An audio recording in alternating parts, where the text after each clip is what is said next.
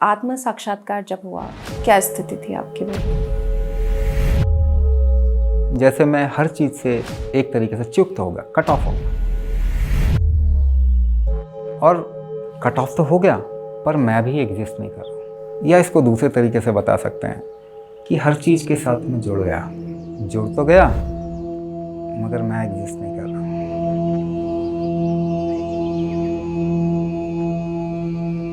आत्म साक्षात्कार के बाद और शक्तिपात के बाद कुंभक के नए आयाम को आपने इस दुनिया में लाने का प्रयास किया। क्या है कुंभक?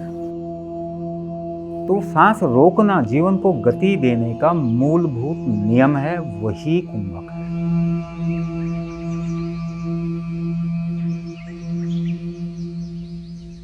कुंभक से क्या सारी प्रकार की बीमारियां पूर्णतः खत्म हो सकती हैं?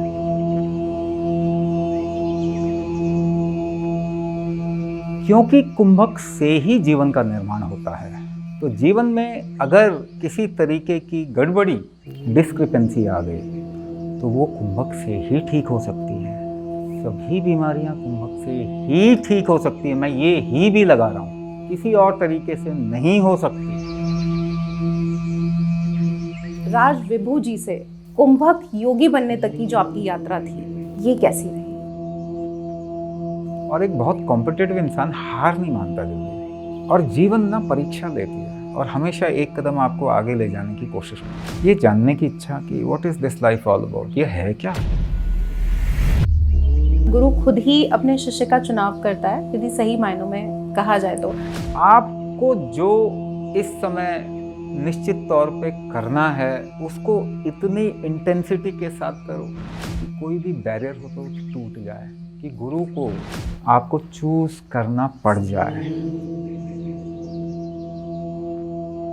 तो हर इंसान ज़्यादातर भौतिकवाद के पीछे भाग रहा है, वो सेल्फ रियलाइजेशन के पीछे नहीं भाग रहा। जबकि हमारा देश जो है, वो भारत इतना सुंदर सभ्यता संस्कृति का देश है, जहाँ पे हर व्यक्ति का ये प्रयास होना चाहिए कि हमें स्वयं को जाने और ईश्वर तत्व को प्राप्त करने का प्रयास करना चाहिए। जिसको स्पिरिचुअलिटी चाहिए उसको स्पिरिचुअलिटी मिलनी चाहिए, और जिसको संसार चाहिए उसको संसार मिलना चाहिए।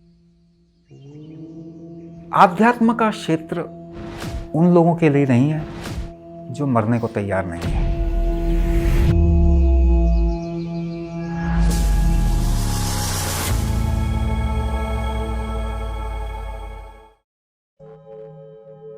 आत्म साक्षात्कार होना यानी कि स्वयं को जानना, और स्वयं को जानने के बाद जनहित के लिए कार्य करना, चूंकि ये ईश्वर के द्वारा प्रदान की गई एक ऐसी विधा, एक ऐसा आशीर्वाद है जो सभी को प्राप्त नहीं होता। इसके लिए बहुत जत्न, यत्न और बहुत साधनाएं करनी पड़ती हैं। सनातन पंचायत में हम हमेशा कोशिश करते हैं आपको ऐसे ही सिद्ध संतों से मिलवाने की, जिनके आदर्श पर आप चलकर अपने जीवन को कहीं ना कहीं कुछ परिवर्तित कर सकें।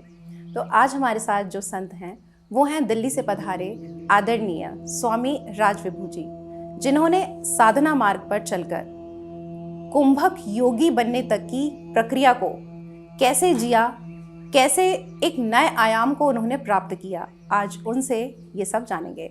नमस्कार, मैं हूँ माही भजनी और आप देख रहे हैं सनातन पंचायत। स्वामी जी, बहुत बहुत स्वागत है आपका सनातन पंचायत में। स्वामी जी, सबसे पहले तो बहुत आभार आपका, आपने इतना समय आज हमारे कार्यक्रम के लिए निकाला, इतनी व्यस्तता के बाद भी। तो बहुत बहुत सहृदय, बहुत दिल से धन्यवाद आपका। मैं आपको भी धन्यवाद करूंगा कि आपने मुझे ऐसा मौका दिया है। आपके चरण जहाँ पर पड़े, वो कहना चाहिए कि माहौल ही इतना पवित्र और शुद्ध हो जाता है, तो हमारे लिए बहुत सौभाग्य की बात है। स्वामी जी, सबसे पहले आपसे जानना चाहूँगी, राज विभू जी से कुंभक योगी बनने तक की जो आपकी यात्रा थी, ये कैसी रही? राज विभू कुंभक योगी ही है, मगर उससे पहले का व्यक्ति जो था वो, अब एक बात तो मैं आपको और कहना चाहूँगा कि जीवन में कुछ घटनाएं ऐसी होती है जो आपके जीवन की दिशा को बदल देती है, मगर व्यक्ति के रूप में आपका शरीर तो वही होता है, व्यक्तित्व के रूप में आप बदल जाते हैं। तो उसके पहले अगर मैं बताऊं कि जो वो घटना घटी शक्तिपात की मेरे जीवन में, उसके पहले मैं एक ऐसा बच्चा हुआ करता था, बचपन की बात है, जो कि स्पोर्ट्स में बहुत ज़्यादा इंटरेस्टेड था। हर तरीके के आउटडोर स्पोर्ट्स खेलना और फुटबॉल खेलना, और फुटबॉल में एक करियर बनाने की इच्छा थी, मगर फुटबॉल में इतना अपॉर्चुनिटी, इतना मौका नहीं था उस समय। क्रिकेट में मौका था। तो कुछ ऐसे लोग जुड़ गए मेरे साथ में जो रणजी के लिए प्रिपेयर कर रहे थे, और उन्होंने मेरे अंदर प्रतिभा को देखा और उन्होंने कहा, उस समय मैं रहा हूँगा कोई 12 साल, तो उन्होंने कहा कि नहीं, तुम्हारे अंदर ऐसी प्रतिभा है कि तुम नेशनल लेवल पे जा सकते हो। मगर पूरा दिन खेलना, जो कि मेरी इच्छा भी थी, उसके बाद एक घटना घटती है और मेरी दाईं आंख में एक पिन चुभ जाता है, मेरा लेंस ख़राब हो जाता है। ऑपरेट करके लेंस को निकाल दिया जाता है। एक साल के बाद 1 साल ऑल्टरनेट ऑपरेशन होते हैं मेरे। लेकिन उस बीच एक ऐसा बच्चा जिसको जीवन में एक ही चीज़ प्राप्त करनी है, नेशनल टीम में जाना है, वो ये यकीन नहीं कर पाता कि उसके साथ कुछ ऐसी घटना घट गई जिसकी वजह से अब ये काम वो कभी नहीं कर पाएगा। तो मेरा जो सबसे बड़ी शक्ति या स्ट्रेंथ, जो काबिलियत होती है मेरी, वही मेरी कमजोरी में बदल जाती है। अंदाज़ा मेरा बहुत बड़ी काबिलियत थी, बहुत चीज़ों को, मेरे अंदाज़ा बहुत कमाल का था, और ये कमाल का अंदाज़ा ऐसा बन जाता है कि टेबल पे ग्लास रखा है और उसमें मैं पानी डालता हूँ तो नीचे गिर जाता है। ये भी आपको परीक्षा ही ये बहुत बड़ी परीक्षा थी। जो इंसान एक दूसरे कोर्ट से बास्केट कर देता है और नेशनल टीम डिफेंस की उनको खिलाती है कि तेरा निशाना बहुत अच्छा है, अब उसको समझ नहीं आ रहा ये कौन सी दुनिया में आ गया। मगर उसी कारण मेरी सारी ऊर्जा जो बाहर की तरफ फिक रही थी, वो अंदर की ओर खिंच जाती है। और आखिरकार क्योंकि मुझे किसी और कार्यकलाप में इतना ज़्यादा इंटरेस्ट नहीं आता था, तो मेरे लिए तो व्यर्थ था सब कुछ। और उसी व्यर्थता ने मुझे मजबूर कर दिया ये सोचने पे कि जीवन है क्या, what is this life all about. अगर मैं खेल नहीं पाया तो मैं क्या करूं। और इस सवाल ने, इस प्रश्न ने इतना झकझोर दिया मुझे, इतनी अब मेरे अंदर उत्कंठा पैदा कर दी कि ये सवाल का जवाब नहीं मिलेगा तो मैं कुछ नहीं कर पाऊंगा। हालांकि एक सामाजिक व्यवस्था में रह रहा था तो भेड़ चाल तो चलनी पड़ती है। लोग आपको थोड़ा अलग भी देखते हैं तो फिर एक्सेप्ट नहीं करते जल्दी। तो वो भेड़ चाल में अपनी पढ़ाई चल रही थी मेरी, लेकिन मेरे जीवन का असली प्रश्न तो यही था कि ये जीवन है क्या। और इसी वजह से जो बच्चा अपनी पढ़ाई लिखाई में बहुत तवज्जो ना भी दे तो भी वो टॉप 3 और 5 में रहता है, क्योंकि मेरी अच्छी याददाश्त थी, वो व्यक्ति पढ़ाई लिखाई में लुढ़कने लग गया। और क्योंकि एक स्पोर्ट्स में रहा मैं, तो कॉम्पिटिटिव बहुत रहा, और एक बहुत कॉम्पिटिटिव इंसान हार नहीं मानता जल्दी। इनफैक्ट वो उसकी कमजोरी भी है, हारने से डरने लग जाता है। अगर आपको सफलता मिलती जाए तो आप हारने से, विफलता से डरने लग जाते हैं। और जीवन ना परीक्षा लेती है और हमेशा एक कदम आपको आगे ले जाने की कोशिश करती है। तो जिस व्यक्ति के लिए सफलता कोई बड़ी चीज़ नहीं थी, उसके लिए सफलता सबसे बड़ी चीज़ बन गई। पढ़ाई लिखाई में मुझे बहुत इंटरेस्ट नहीं था, लेकिन क्योंकि दिमाग में डाल दिया जाता है कि तुम कुछ काम ही नहीं कर पाओगे, डिग्री चाहिए तभी नौकरी मिलेगी, तभी कुछ पैसा आएगा, ऐसा तो भेड़ चाल चल रही थी। मगर उसके बावजूद भी, क्योंकि मैं परिवार से अलग अकेला रहता था, तो मेरी इंटरनल जर्नी ये जानने की इच्छा कि what is this life all about, ये है क्या, और मैं जो ये कर रहा हूँ क्यों कर रहा हूँ, क्योंकि इसका अंत तो एक ही है, सब कुछ तो ख़त्म हो जाना। तो जब कोई व्यक्ति मुझसे पूछता था किसी चीज़ के बारे में कि ये करो इससे अच्छा होगा, फिर क्या होगा, फिर क्या होगा, फिर क्या होगा, ये मेरे दिमाग में चलती रहती थी। और आखिरकार मैं उसी निष्कर्ष पे आता था कि इसको करने से कुछ होने तो वाला नहीं है, आखिरकार तो मैं मृत्यु को ही प्राप्त होऊंगा। हाँ, लेकिन जानने की इतनी ज़्यादा उत्कंठा थी कि कोई भी कुछ भी बताता था तो मैं वो बहुत मन लगा के करता था। यहाँ तक कि कुछ अच्छी चीज़ें, कुछ बुरी चीज़ों में हमने चीज़ों को कैटेगराइज कर लिया, बांट दिया है, मैंने सब कर लिया। आप उसे अच्छा कह सकते हैं, आप उसे बुरा कह सकते हैं, मगर मेरे लिए अच्छा बुरा तब तक उसका कोई मतलब नहीं था जब तक कि वो मुझे कुछ रिजल्ट ना दे। अगर वो रिजल्ट दे दे तो मेरे लिए कोई भी चीज़ बुरी नहीं है। मेरे प्रश्न का उत्तर अनुभव के रूप में मुझे मिलना चाहिए, क्योंकि शास्त्रों में तो ये बड़ी आसानी से मिल जाता है, मगर वो मेरा तो अनुभव नहीं है और उससे मैं रिलेट भी नहीं कर पाता हूँ। तो बहुत लोग, एक रास्ता चलता हुआ कोई योगी, साधु, संत या बड़े बड़े नाम, मैंने जितनी मेरी कैपेसिटी में था मैं हर एक के पास गया, और ऐसी साधनाएं बिना गुरु के बोलने पे ऐसी कोई साधना छोड़ी नहीं। यहाँ तक कि मेरी साधना की इंटेंसिटी बहुत ज़्यादा होती थी।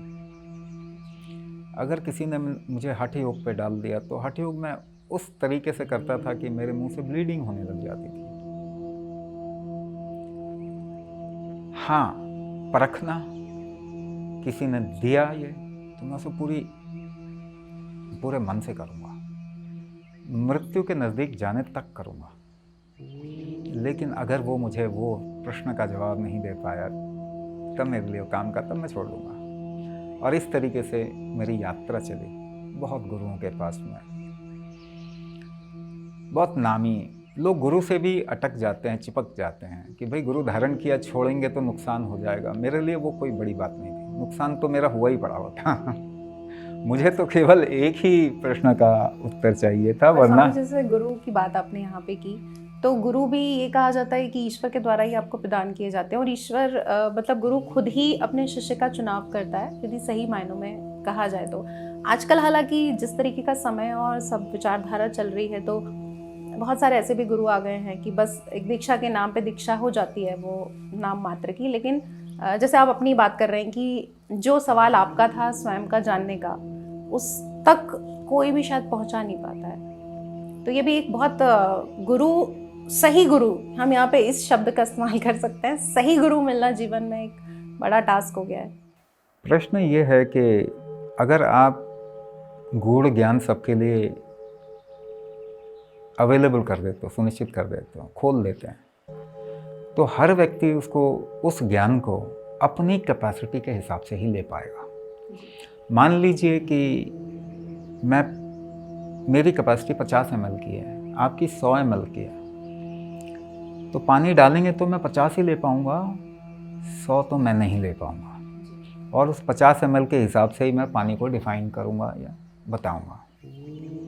तो जब हम कहते हैं गुरु चूज करता है शिष्य को, ये सिद्धांत तब बोलना चाहिए जब आपकी स्थिति एक निश्चित लाइन से ऊपर हो। ये एक व्यक्ति विशेष को जो साधना पथ पे नीचे की स्थिति में है, उसके लिए नहीं है। उसके लिए फिर आपको ये देखना पड़ेगा कि आमतौर पे ज़्यादातर व्यक्तियों के लिए क्या चीज़ सही है। हाँ, गीता आप पढ़िए, क्योंकि वो एक आम व्यक्ति को बताया गया है। तो गीता में कृष्ण तो नहीं कह रहे कि गुरु चूज करेगा आपको, वो कह रहे हैं आप कर्म करो। वो गुरु की बात है ना, वो आपकी तो बात नहीं है। तो गुरु की बात गुरु को करने दो। आपका काम क्या है वो आप कीजिए। आपको जो इस समय निश्चित तौर पे करना है उसको इतनी इंटेंसिटी के साथ करो कि कोई भी बैरियर हो तो टूट जाए, कि गुरु को आपको चूज करना पड़ जाए। यही भारतीय परंपरा है, लेकिन इसको हमने नाकारी की परंपरा बना दी, क्योंकि हमारे ही शास्त्रों को एक विदेशी व्यक्ति ने आके हमको समझाने की कोशिश की। हम अपने काम को इस तरीके से करते हैं जो और कोई नहीं कर सके। तो हाँ, ये बात सही है, आप सही कह रहे हैं, लेकिन अभी आम जनता को ये सब बातें नहीं बोलनी चाहिए। जैसे ये बात नहीं बोलनी चाहिए कि सब कुछ ईश्वरीय प्रपंच तो है, उनके बगैर तो एक पत्ता भी नहीं हिलता। यानी कि मैं कुछ करने की कोशिश मेरी करनी बेकार है, और करने की कोशिश करूंगा, शरीर में शक्ति नहीं है तो मैं क्या पकड़ूंगा? अरे उस शास्त्र में तो ये लिखा हुआ है, मेरे करने से तो होगा नहीं, ईश्वर के करने से होगा। तो मुझे ये रियलाइजेशन है कि एक निश्चित मैप बना हुआ है। आप एक निमित्त हैं। आपको अगर एक मैप बना के दिया जाए, हवा चल रही है जैसे, तो या तो ये हो सकता है कि हवा बड़ी तेजी से चल रही है, मैं चलने की कोशिश भी करूंगा या करूंगी तो मैं धक्का खा के पीछे हट जाऊं। या आप ऐसा सोच सकते हैं, हवा चल रही है मगर अगर मुझे करना है तो मुझे और जोर लगाना है। ये नॉर्मल आम समाज के लिए कर्म का तरीका ही समझाना चाहिए। इसलिए शास्त्र को सबके लिए उपलब्ध हमने पहले नहीं किया था। हर स्टेज के व्यक्ति के लिए अलग शास्त्र उपलब्ध हैं, जिसके लिए उसके चक्षु, उसकी आंखें खुली। ये डिस्क्रिमिनेशन नहीं है। फिरंगी आके आपको हर चीज में बोलता है ये डिस्क्रिमिनेशन। आप नहीं समझ पा रहे, वो आपको गलत बता रहा है, तो उसमें उसकी गलती क्या? वो तो फायदा उठाना चाहता है। हमें समझना पड़ेगा। बिल्कुल। पर ये जो जैसे अब समझने की बात पे यदि हम आते हैं तो ये ज्ञान भी वही, जैसे कि आपने कहा कि सबको नहीं होता है। और आज हम अपने वर्तमान समय की यदि बात कर रहे हैं तो हर इंसान ज़्यादातर भौतिकवाद के पीछे भाग रहा है, वो सेल्फ रियलाइजेशन के पीछे नहीं भाग रहा। जबकि हमारा देश जो है वो भारत इतना सुंदर सभ्यता संस्कृति का देश है, जहाँ पे हर व्यक्ति का ये प्रयास होना चाहिए कि हमें स्वयं को जाने और ईश्वर तत्व को प्राप्त करने का प्रयास करना चाहिए। हमारी जो भी सारी चीज़ें हैं, जो काम है, वो उनके साथ हमें ईश्वर तक पहुंचने का एक खुद को मौका तो देना चाहिए। आपको एक उदाहरण देके मैं इसको समझाने की कोशिश करता हूँ। एक स्कूल में हर एक क्लास के बच्चे होते हैं, पहली से लेकर 12वीं तक। मान लीजिए किसी कारण से पहली से लेकर 12वीं तक के बच्चे क्लास से निकल के ग्राउंड में आ जाते हैं। अब जब ग्राउंड में आ गए सभी के सभी, और आपने ये निर्णय ले लिया कि सभी 12th पास हो जाएं, मुझे बताइए क्या ये सही निर्णय होगा? नहीं, हाँ, उसमें से नहीं हो पाएंगे। नहीं होगा। तो हमारी जनता में पहली क्लास के भी लोग हैं, दूसरी के भी हैं, 12वीं के भी हैं। सभी को तो सेल्फ रियलाइजेशन नहीं होना चाहिए।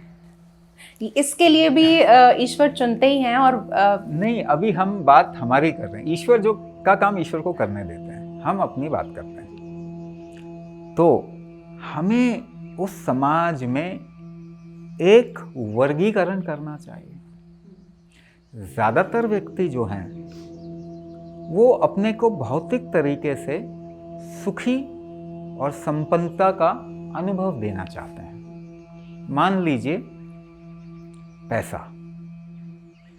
पैसे से आपको सुविधा मिलती है, इसमें कुछ गलत नहीं। 80% से ज़्यादा लोग भौतिकवादी ही रहेंगे, चाहे आप कुछ भी कर लीजिए। तो मेरा ये सवाल है कि हमें वो मौका देना चाहिए उनको कि वो अपने तरीके के सुख की पराकाष्ठा को पा सके।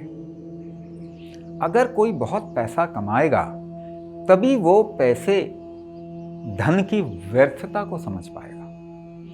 आप उसे पैसा ना कमाने दें और बोलें कि नहीं नहीं तुमको तो खुद को जानना है, तो ये उसके साथ में अन्याय हो जाएगा जी, है ना।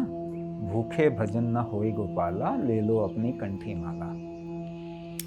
तो वर्गीकरण करना, इसीलिए हमने अपने समाज को वर्णों में यानी क्वालिटीज में बांटा था कि और वो फ्लूइड था, ऐसा नहीं था कि फिक्स था, स्थूल नहीं था, सूक्ष्म आयाम था जी। उसको डिफाइन फिरंगी ने किया, फिर हमने अपने आप को क्या हमने तो गलत काम किया है।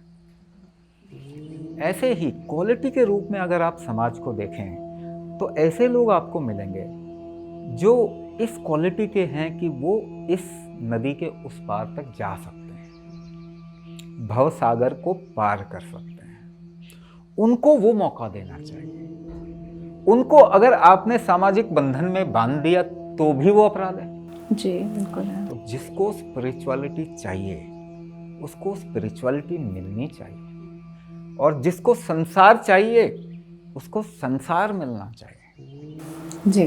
तो हमारा एक सनातन सिस्टम था जो कि हर एक व्यक्ति को उसकी क्वालिटी के हिसाब से, उसके भाव के हिसाब से मौका प्रदान करता था। जो धन कमाना चाहता था उसकी भी देवी थी, और जो डकैती करना चाहता था उसकी भी देवी थी। जी बिल्कुल।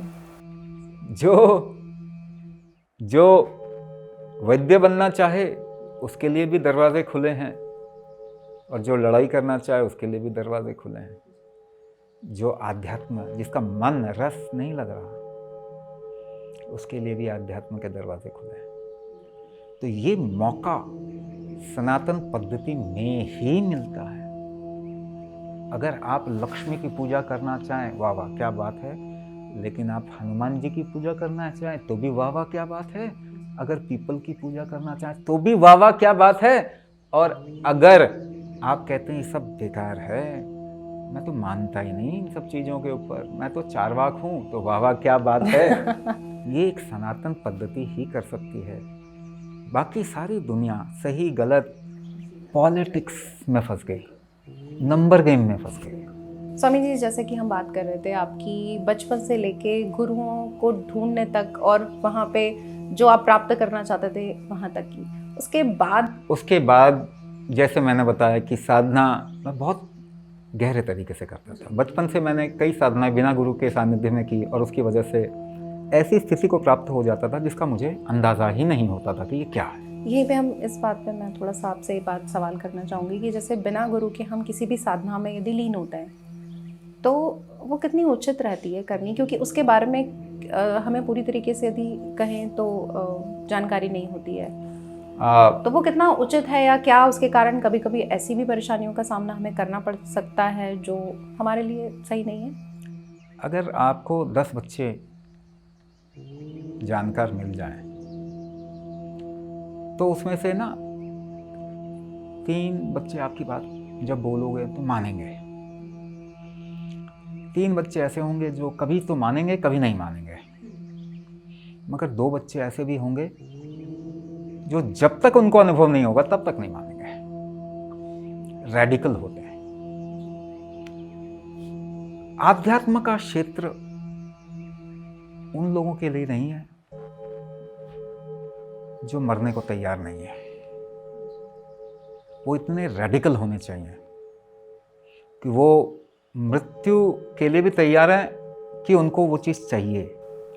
लेकिन स्वामी जी यहाँ जैसे आज हाँ, के मैं- हम चीजें समझ नहीं, रहे हैं, मैं जैसे आपको ले जा रहा हूँ वहीं तक ले जा हाँ। रहा हूँ। तो आध्यात्म कमज़ोर लोगों के लिए नहीं है।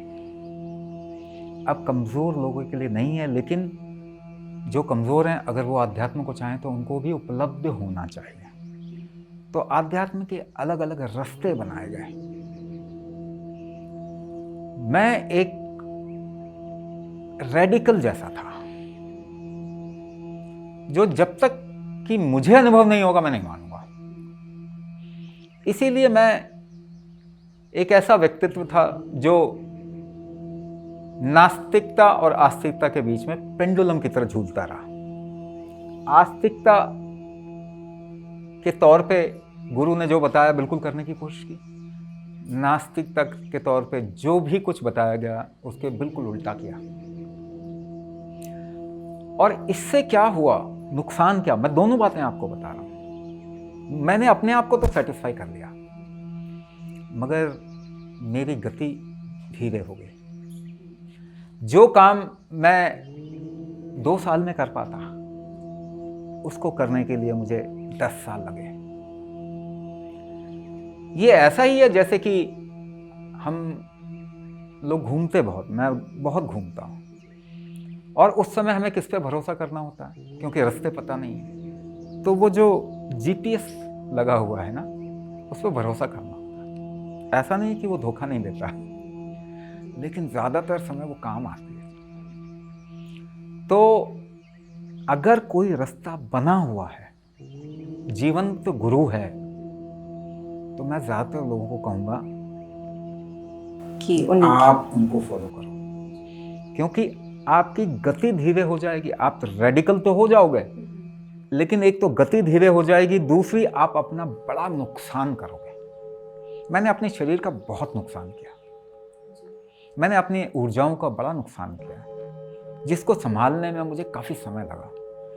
तो हाँ, अगर भारत देश ने इतनी परंपराएं, इतने रास्ते अगर बनाए हैं, आप उसमें देखोगे तो आपको अपने पसंद का कोई ना कोई रास्ता तो मिलेगा जी। लेकिन अगर आप बहुत कमिटेडली, रेजिमेंटली, बहुत मन लगा के उसको फॉलो करोगे तो एक बात तो तय है कि आपकी ऊर्जा एक दिशा में चलनी ज़रूर शुरू हो जाएगी। नहीं तो कंफ्यूजन बहुत आएगा, नहीं तो कई बारी ऐसा होता है कि सब कुछ बनते बनते भी बिगड़ जाता है। तो एज अ समाज, एक समाज के तौर पे हमको अगर आगे बढ़ना है तो आध्यात्म का भी इंफ्रास्ट्रक्चर क्रिएट करना होगा, संसार का भी इंफ्रास्ट्रक्चर क्रिएट करना होगा। क्योंकि अभी जो वर्तमान परिस्थितियां हैं उसमें मैं जितना देख पा रही हूँ या हम सब देख पा रहे हैं, उसमें बहुत सारी चीज़ें ऐसी होती हैं कि जो साधक हैं वो कुछ जो अध्यात्म की तरफ अग्रसर होना चाहते हैं, जो युवा हैं कई वो जाना चाहते हैं, किंतु उन्हें सही मार्ग नहीं मिल पाता है, सही कहना चाहिए कि गुरु का सही मार्गदर्शन नहीं मिल पाता। तो उसके कारण बहुत सारी चीज़ें होती हैं जो बढ़ते बढ़ते भी रुक जाते हैं। अच्छा, यहीं पे जैसे बात आती है कि आपकी हम बात कर रहे थे कि जैसे गुरु के बाद आपने जब आपको खुद शक्तिपात हुआ तो वो स्थिति को आपने कैसे प्राप्त किया? देखिए, आपका ये कहना कि बहुत लोग नहीं समझ पाते कि वो सही रास्ता चूज कर रहे हैं कि नहीं, ऐसा नहीं है। आपको अपने अंदर देखना पड़ेगा। आप अगर ये बात बोलेंगे कि मुझे भूख लगी है और भोजन करके मेरी भूख नहीं खत्म हुई, तो इसका मतलब आपने भोजन नहीं किया, या आपको ये नहीं मालूम कि आपको भूख लगी है। तो ऐसी बात नहीं है कि लोगों में कन्फ्यूजन इसीलिए है क्योंकि गुरु सही नहीं है, रास्ता सही नहीं है, वो खुद भी सही नहीं है। तो मैं बहुत गुरुओं के पास में गया और मेरी लाइफ में इसका जवाब भी है, लेकिन मैं बहुत इंटेंसली साधना करके फिर कुछ समय बाद में जब मुझे कुछ लगता नहीं था, सो गया। अच्छा, यहाँ जैसे आप साधनाओं की बात कर रहे हैं तो वो किस प्रकार की साधनाएं रही हैं? तंत्र साधना, मंत्र साधना, ध्यान साधना, क्योंकि साधनाओं के भी अलग अलग बहुत सारे प्रकार हैं। साधना मूलभूत रूप से तो एक ही तरीके की होती है, ध्यान साधना, और उसको भी अगर 2 पार्ट में बांटा जाए तो साधना केवल 2 तरीके की होती है। या तो आप किसी चीज़ को पकड़ते हैं या तो छोड़ते हैं। पकड़ने का रास्ता प्रज्ञा का रास्ता कहलाता है, छोड़ने का रास्ता समाधि का रास्ता कहलाता है, और दोनों ही एक ही रिजल्ट देती हैं। लेकिन ये पकड़ना और छोड़ना जो है, ये कहना जितना सरल है उतना नहीं, मैं आपको थोड़ा सा और बता देता हूँ। आप जिस स्थिति, ये स्थिति है, ये टेबल पे कुछ रग रखा हुआ है, मैं इसे यहाँ से देखूंगा तो मैं इसको अलग तरीके से डिफाइन करूंगा, आप अपने तरफ से अलग तरीके से डिफाइन कर सकते हैं। मूलभूत रूप से जो स्थिति होती है जिसमें हम आखिरकार जाना चाहते हैं, जैसे पानी अगर ऊपर है तो नीचे जाके ही शांत होगा, अगर हम जीवन में आ गए तो जीवन से निकल के ही शांत होंगे, क्योंकि वो शिव स्थिति, परम, जिसको हम सत्य की स्थिति भी कहते हैं, या फिर जिसको मैं अपनी भाषा में बोलूँगा तो केवली या कैवल्य कुंभक होगा। वो स्थिति को अगर मैं डिफाइन करना चाहूँ तो मूलभूत रूप से महादेव ने उसको 112 तरीके से डिफाइन किया, सेम स्थिति जो विज्ञान भैरव तंत्र बन गया, और हर एक तरीके से डिफाइन करना एक, आप कह सकते हैं, साधना पथ बन गया। दुनिया में जितने साधना पथ हैं, चाहे वो दुनिया के किसी और कोने में क्यों ना हो, इसमें मैं रिलीजन को नहीं बोल रहा कि रिलीजन एक पॉलिटिक्स की तरह है, लेकिन साधना पथ कहीं पर भी है तो वो उन्हीं 112 में से एक है जी। तो मूलभूत रूप से जो स्थिति में हम जाना चाहते हैं, जिसको हम सत्य बोल रहे हैं, जिसको ईश्वर के दर्शन बोल रहे हैं जी, जिसको हम सेल्फ रियलाइजेशन बोल रहे हैं, वो एक निरंतर सनातन स्थिति है जो बदलती नहीं। बाकी सब कुछ बदलता है, उसके रास्ते अलग हो सकते हैं, लेकिन आपके अंदर उस स्थिति में जाने की मूलभूत उत्कंठा होती ही है जी, जिसको हम पहचान नहीं पाते। और उसको पहचान कब पाते हैं? जब आप सारे काम कर लेते हैं और वो सब कुछ जीवन के अनुभव करने के बाद भी लगता है कुछ तो है जो मेरे अंदर शांत नहीं हुआ, शेष रह गया कुछ। तब पतंजलि योग सूत्र का पहला सूत्र याद कीजिए, अथः योगानुशासनम। सब कुछ कर लिया ना अब आपने, तो पतंजलि का पहला सूत्र आपके जीवन का आखिरी सूत्र से शुरू होता है, जहां पे आपने सब कुछ अनुभव कर लिया, सब कुछ पकड़ के देख लिया, वो आपके हाथ से छूटा ही, वो व्यर्थ ही रहा। आखिरकार उस अनुभव ने आपको परिपूर्ण तो नहीं किया। तब पकड़ने वाली साधना आप कर ही रहे थे। जीवन जीना अपने आप में साधना ही है, लेकिन एक छोड़ने वाले साधना भी हो सकती है, जिसमें आप हर चीज को छोड़ना चाहते हैं। छोड़ने का तरीका क्या हो सकता है? किस किस लेवल पे आप छोड़ सकते हैं? शारीरिक रूप से किसी चीज को ऐसे करना कि उसके साथ कोई चिपकाव नहीं हो तो कर्मयोग बन जाएगा। मानसिक रूप से छोड़ना या कुछ जानने की कोशिश करना छोड़ने के लिए, कि जानने के बाद मैं परिपूर्ण हो जाऊंगा या जाऊंगी, उसके बाद छूट जाएगा, वो ज्ञान योग का रास्ता आ गया। ऊर्जा के स्तर पे अगर आप छोड़ सकते हैं तब वो क्रिया योग का रास्ता आ गया, या भाव के लेवल पे आप छोड़ सकते हैं तो वो भक्ति योग का रास्ता आ गया। तो इन सब रास्तों में भी पहले आपको कुछ पकड़ा दिया जाता है, लेकिन आखिर में क्या करना पड़ता है? उसको छोड़ना पड़ता है। आपको अगर मंत्र दे दिया गया तो मंत्र देने से आप बाकी तरफ से तो डिस्ट्रैक्ट हो जाएंगे, लेकिन आखिर में तो मंत्र को भी छोड़ना पड़ेगा। तो भगवान जिसे हम कहते हैं, ईश्वर जिसे कहते हैं, वो भी टूल हैं। पहले आप पकड़ते हो और उसके बाद में छोड़ना पड़ता है। तो दर्शकों, आज आप स्वामी राज विभू जी से मिले और आपने जाना कि आत्म साक्षात्कार होने के बाद परहित के लिए कार्य करना किसे कहते हैं। अगले पॉडकास्ट में नए मेहमान और नई जानकारी के साथ फिर उपस्थित होंगी। तब तक के लिए जय माता दी।